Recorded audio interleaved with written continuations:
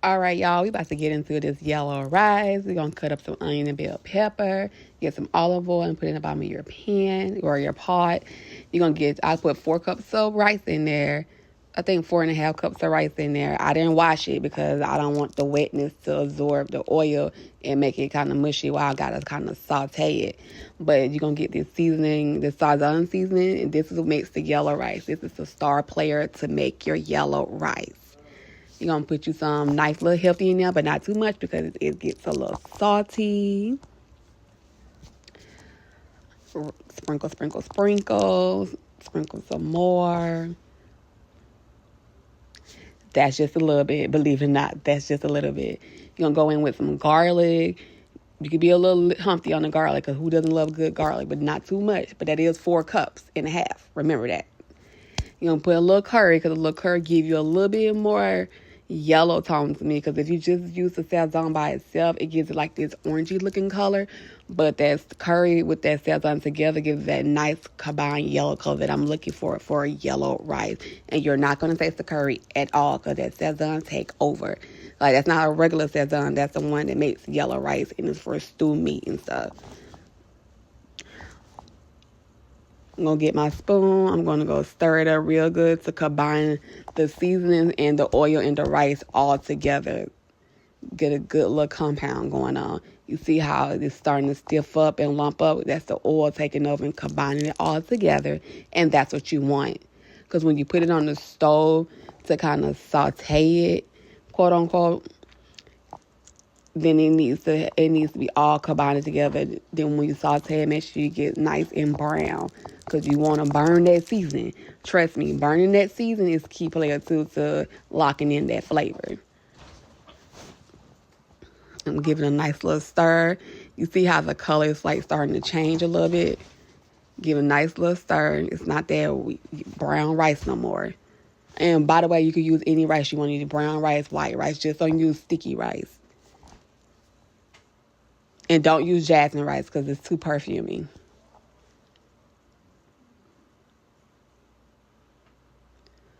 I'm guessing stirring my life away right now. You see the oil set, you see how glossy it's getting because the oil took over. And you can use a little olive oil. You can use olive oil. You can use Crisco, whatever you want to use. You can even use butter. I just chose to use olive oil. I don't know why. It's just what I had. But you saw the color was coming through. Now I'm starting to add my water in there. I think I added like 12 cups of water because I added 4.5 cups of rice. But I add my water in there because I already done toasted it. Because it took me like 10 minutes to toast the rice. And it got a little nice little brown color. And then after 10 minutes of toasting the rice or sauteing the rice, like whatever you want to call it. I don't know the proper terminology. Whatever, sue me. But then you add your water in. Add your cup of water with your cup of rice. And then you're going to add in your other star player to locking in those flavors.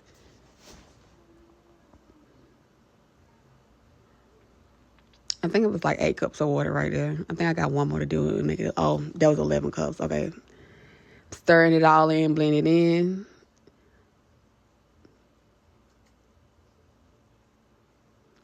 All right, we about to get ready to drop them onion bell peppers in. That's the star player I was talking about.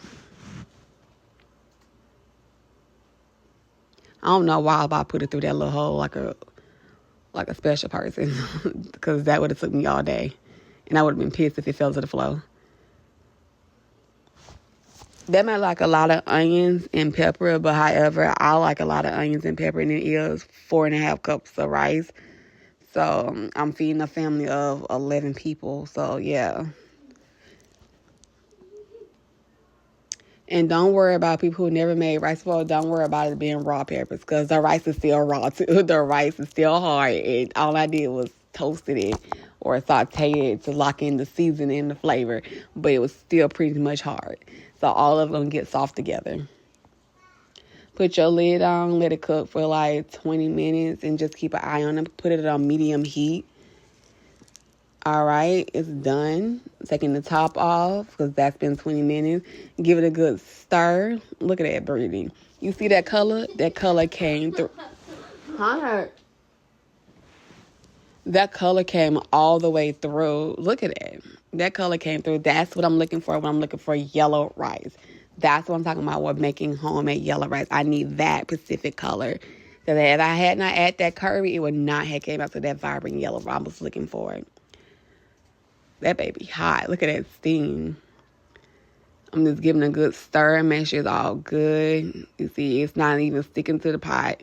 You can see the pot straight through. You just got to make sure you watch your rice. She nice and fluffy. Look at her. Beautiful. Onions and peppers. Beautiful.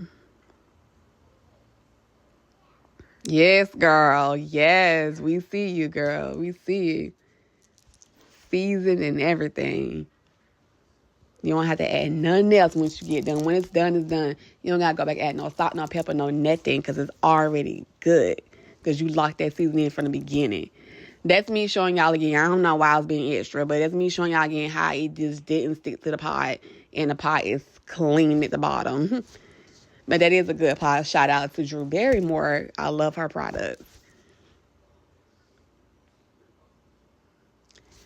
Yeah, I don't know why I'm still showing y'all this rice for real, for real. Because, baby, we done.